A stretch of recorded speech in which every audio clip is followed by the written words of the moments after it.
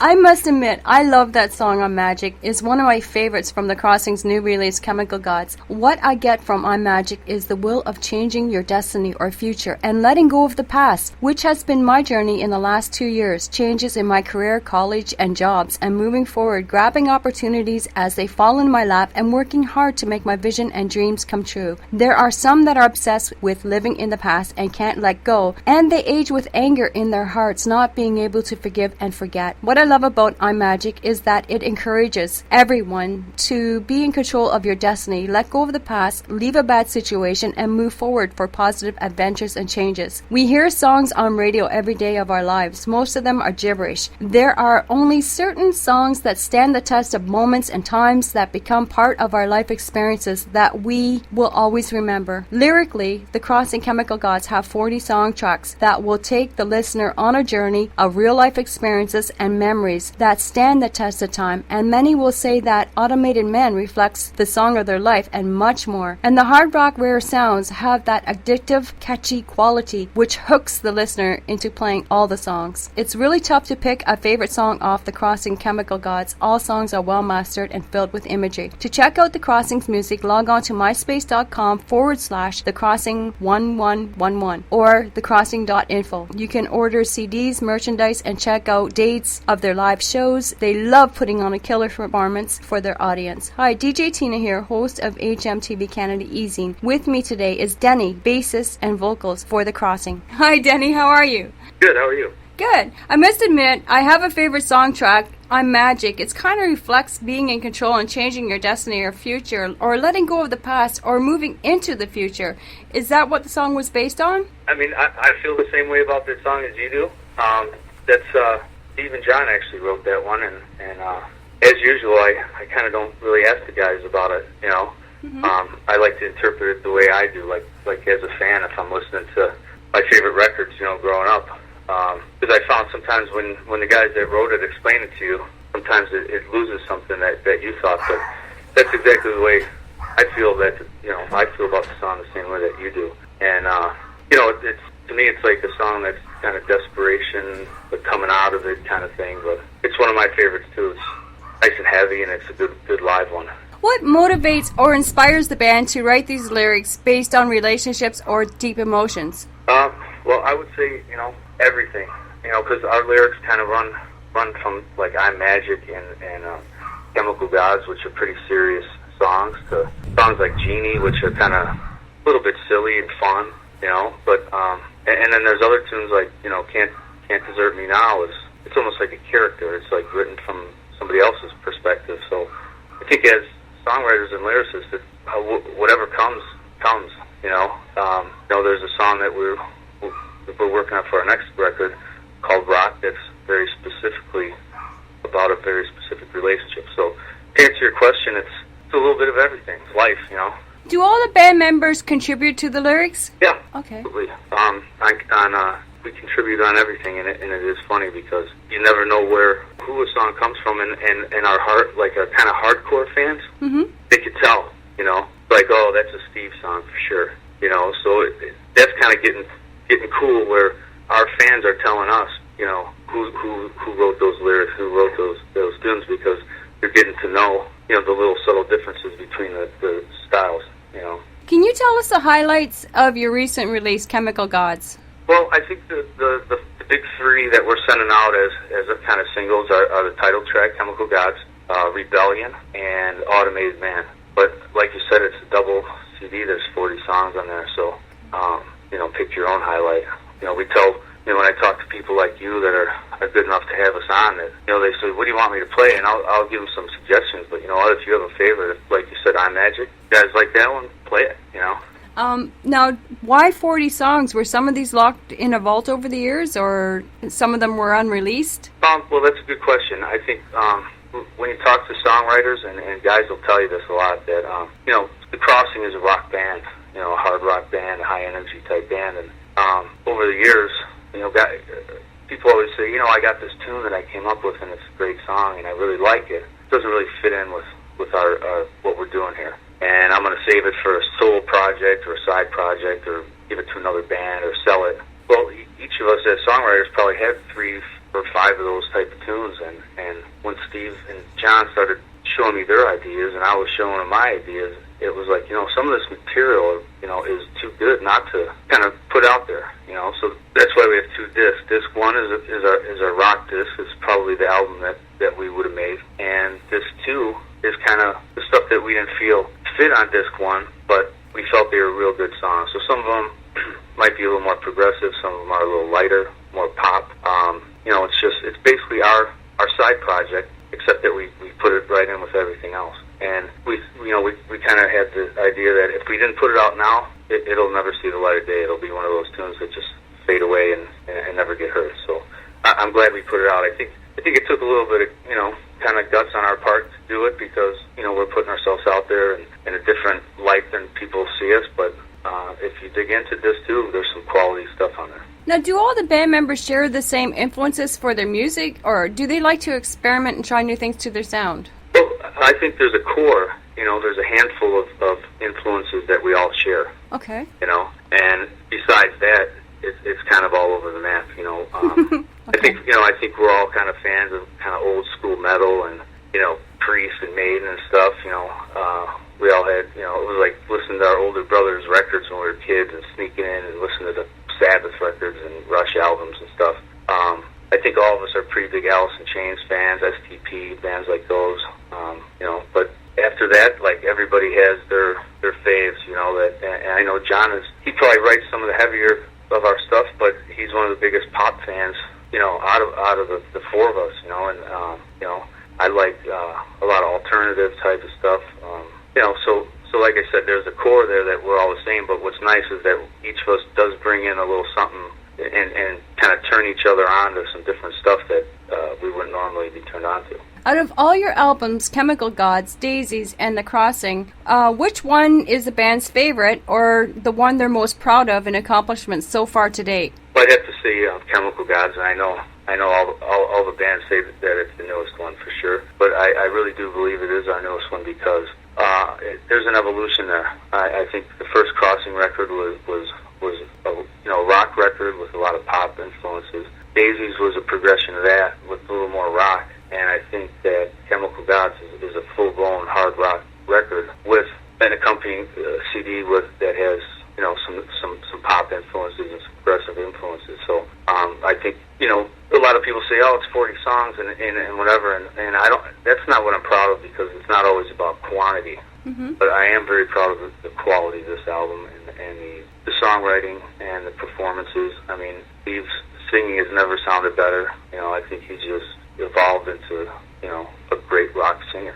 Were there any challenges in recording Chemical Gods? I wouldn't say challenges.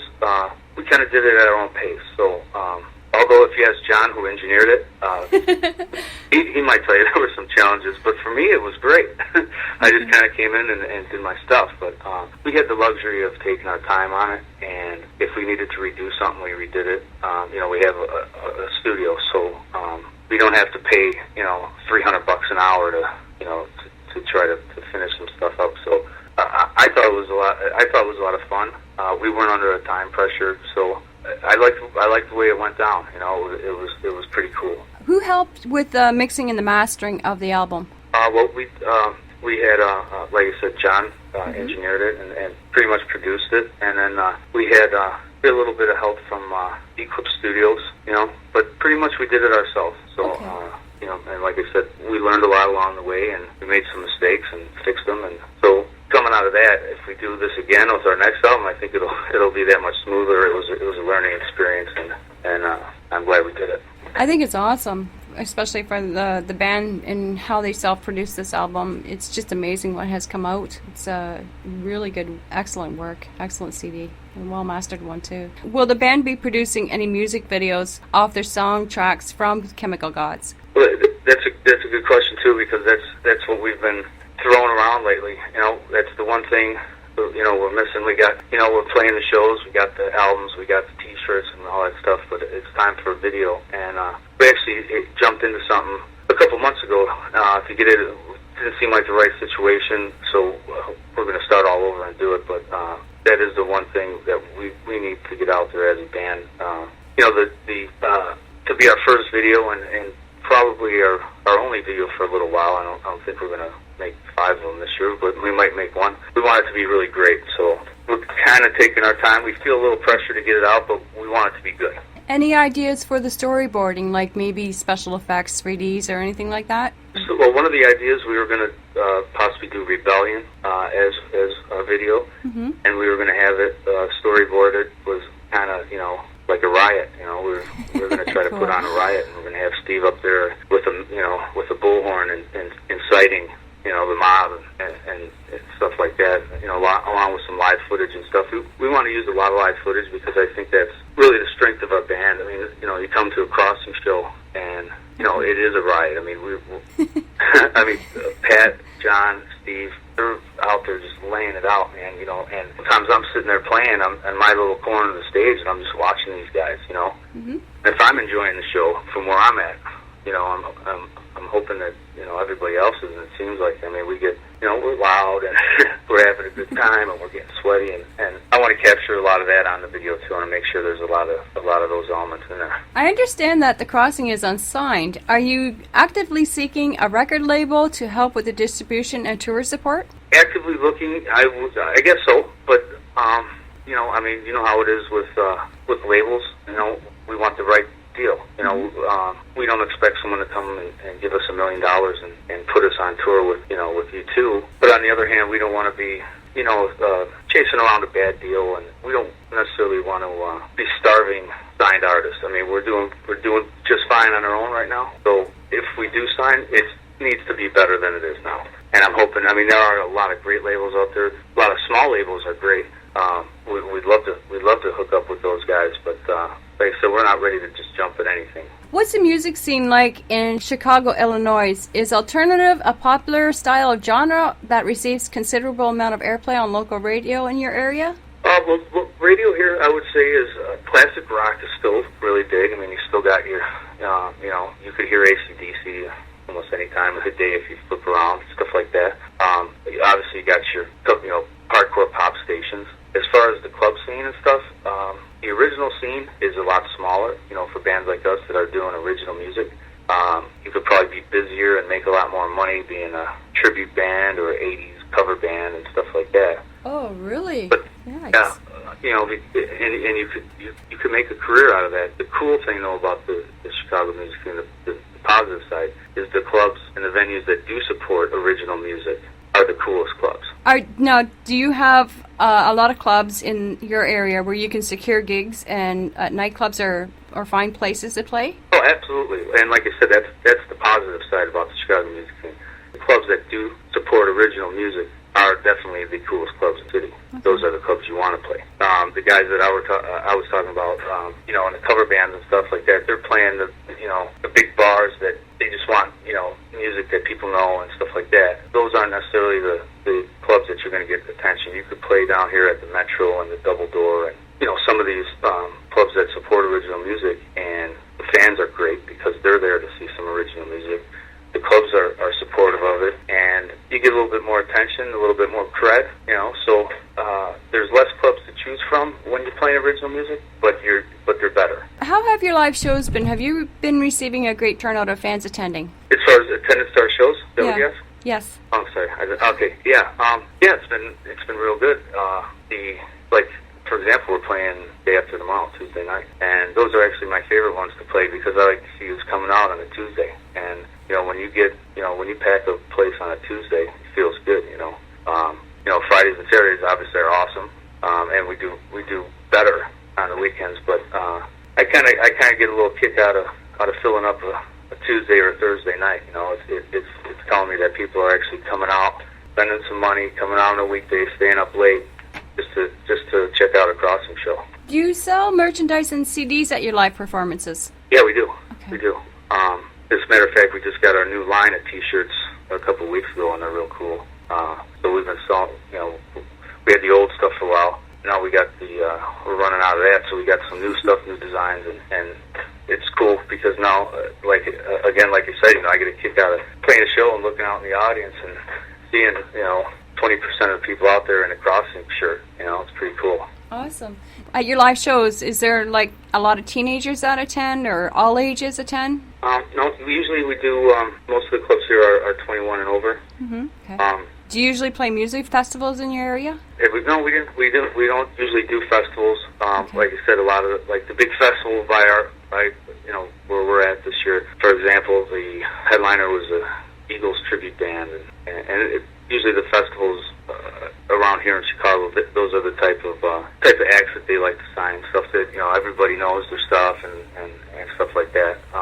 And then the bigger festivals, sometimes you get the national guys coming in, like Chevelle and cool bands like that are a little bit further ahead than we are. Has the band had the chance to tour outside of Chicago or share the stage with other musicians or bands? We've played outside of Chicago, Midwest. We haven't gotten out much farther than the Wisconsin, Indiana, Michigan, St. Louis type of little tours. But playing with other bands, mostly we headline smaller shows, or we'll play like as a package, like a 3-band package. And there's a couple places that sign some national acts that we've opened for around here, but they're usually kind of guys on the twilight of their career and stuff like that. No way that I would mention, but it's been an interesting ride because we've played with probably almost every other musician coming out of Chicago at one time or another. That's cool. So if the Crossing had the chance to play anywhere in the world, what country or area would they like to tour to first? Good question.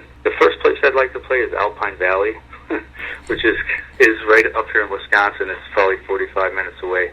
And the only reason I say that is because growing up, that's where I saw all my favorite bands. And just to be on that stage and remember back to when I was 14 years old and see Metallica for the first time or something like that, and that would be really cool. As far as other countries, I would got to say the coolest gig in the world's got to be Rock in Rio. I've seen some footage on that where I think there's like millions of people. It's actually millions of people, and that looks like just unbelievable. You're one of the first ones to say something out of the blue that's entirely different, because all these bands that I've been interviewing for the last 3 months, they all want to go to Japan. Really? Yeah. I could see that. I just remember listening to the Cheap Trick at Budokan and Made in Japan and stuff, and it does sound like those fans out there are just, out of their mind. They say the music scene over there is very diverse. It changes from every day, like from 1 hour to the next. So, yeah, every band that I talk to wants to tour in Japan for the first time. And what's the name of that other place? There's another place. Colorado? Yeah. That one looks like it's really neat, too. The one that's, like, built inside of a mountain. Mm-hmm. Yeah, that would be really... But, you know what? Beggars can't be choosers. I would love to play. You could put us on tour anywhere, and we would love it. And what's really interesting about your question is that, like, on my MySpace and some of the Facebook and all that different stuff that we're on online, it seems like the people like in Europe, Canada, Eastern Europe, those people are just crazy about rock. Like they're like, we just love you guys. When you come and like send me 2 shirts, send me all your albums and stuff. So I think certain parts of the world are just hungry for rock music. There are a lot of rock fans out there in the world, especially in Canada and Europe and central parts of the States. But some of these kids, they don't have credit cards where they can buy the stuff online. So the only way for them to get it is when the band tours. Absolutely. Yeah. But we're always kind of working on, we definitely want distribution, and like you said, we want it to make sense. Like if we're coming to your part, to your neck of the woods, we'd like, our records to be in some of the local stores, so you have an opportunity to pick them up. And that's a great way to gauge, how'd the show go? How do people receive you? Well, call up the record store and see how many copies you sold the next day. That's right. So what's the focus for The Crossing for the remainder of 2009? Is the band working on any new material for another album or just concentrating on live shows at the moment? Well, we're always working on new material. That's just always a work in progress. Like I said, when the song comes, it comes. So, we're always doing that and hoping not to scramble when it comes time to do a new record. But right now we're booked in the Chicago area through October and into November, but we were discussing kind of going against the grain and trying to do a little tour in December, January. Instead of summer when everybody else is doing it, maybe get out a little bit in the wintertime and make it as big as we can make it.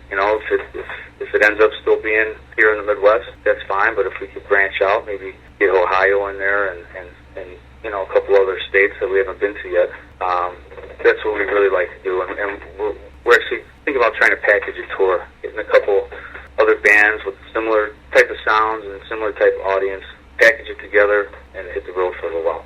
That's the way to do it because the cost-sharing factor makes a huge difference. And not only that, the fans get to see more than one band. They get to see like 5 bands or 3 bands play on stage. They love it. Absolutely, and from our standpoint too, we can kind of pool our resources. The bands support each other, help each other out, exactly, lives and everything. So we can consolidate. We could advertise better because now you got 3 or 4 bands, like you said, pooling your money for your advertising dollars and stuff like that. So it's something that we're working on, and hopefully it's a go. And I think that'd be a perfect time. I think there'd be less traffic out there, a lot less bands touring. Summertime's obviously the busiest time. Mm-hmm. Awesome. Well, we might be fighting through the snow here in the Midwest. Getting Probably. But it'll be fun. The snow is always a bugger, for sure. Before we wrap up our interview, do you have any shout-outs to friends or fans? Well, absolutely shout-out to all of our fans, everybody that comes to make the Crossing show as cool as it is. Like I said, we've been lucky to have, good turnouts at the shows. Anybody that buys stuff, anybody that, I always feel that, personal gratitude because people nowadays, it's hard to come by your cash. So, throwing $12 out for the Chemical Gods, this isn't as easy as it used to be. And I really appreciate it, and it helps us keep rolling. It helps us, hopefully make another album and get to do what we do. $12 is reasonable. Up here, if you have to go through Ticketmaster, it's anywhere from $20 to $60 to see a band to play live. Oh, for our live stuff, the local stuff, it's anywhere from $7 to $15 or whatever. At a lot of clubs, some clubs are prepaid; they're a little bit more. But I always tell people, I said, if you only got $20 to spend on the Cross, come to the show. And I'd love for you to buy the album, but if you have to choose, come to the show because the Crossing show is an event. I mean, it's great, and I guarantee you come to the show and you like the band, you're going to end up picking up an album anyways. Right. So I think our live show is really what hooks people. Yeah, it's very reasonable too to get in. It's it's a really good deal. Yeah, absolutely. And then for the album, 40 songs for $12. You can't beat that. Yeah, and I tell people, you're gonna find something on there that you like. Exactly. Yeah. There's a lot of songs. If I had to pick a favorite one, I can't. But the Magic and a bunch of other songs, it's the type of music that I could say, yeah, I've had that similar experience happen in my life, or I'm going through something like that right now. And this is what I love about some of these songs is that they relate to what you're going through in your life, or have an experience, or you have experienced something in your life like that, and you can relate to what the singer's singing about. Well, it feels good to hear that, and I do hear that, from people at shows and stuff like that, and it's great to hear, and it's interesting too because it's always a different song, So "I'm Magic" is the one that you felt most strongly about. People come up to me and they're like, "Automated Man." It's like you're talking about me, in different songs, and it feels great as. Yeah, you're right. It does. It's, but it does feel great that what you're doing is actually connecting with people, and it makes it all worth it, Yep, exactly. And the people are always going to remember that song, and they're going to request it on radio. So it sticks in their mind. Like a lot of the music that you hear on radio is just like it's gibberish. But then there's that certain one song that comes out on radio, and you can really relate to what's been happening in your life with that song, and that song's going to stay with you for the rest of your life, basically, and it'll become very popular. I certainly hope so. Yeah, that's what I find amongst all the fans. Like, there's a lot of music they hear on radio, but they might not remember it. But then there's a couple songs that really stick out in lyrical, like in good lyrical content, that something they experienced or something they have gone through that sticks with them for a lifetime. Absolutely, I notice that too. Like if I hear a song on the radio, like that I haven't heard in like 5 years, and a song that I really like, but I haven't heard it in so long, comes on and you just remember every lyric, and you remember the song, like you just heard it yesterday. Right. When it plays again, it's still the same feeling. Absolutely. Thank you, Denny, for this interview. I also want to send thanks to Willie Forrest for introducing our easing to your band. And Horns High, you rock. I appreciate it. Willie's been doing some awesome stuff for us. I definitely want to thank him also for hooking us up with people like you. I mean, this is what kind of keeps us going, and people that do what you do, it makes it easier, get the word out about us, and I really appreciate that. And one other thing I was going to say to the fans, if you hit us on MySpace, you do, MySpace/The Crossing 1111, Facebook /The Crossing 1111, or thecrossing.info. Any of those things, if you come in, you say hi, say that you heard us on this show, say whatever, tell us your favorite song, and we will send you an MP3. We're not all about selling. If you like something and you want to try it out, listen to it on the player. We'll send you an MP3, throw it on your iPod, whatever. And next time you come around, if you like it, then buy the stuff. So we're kind of giving out free samples. Awesome. Okay, thank you, Danny, for your time. Thank you very much. You're welcome.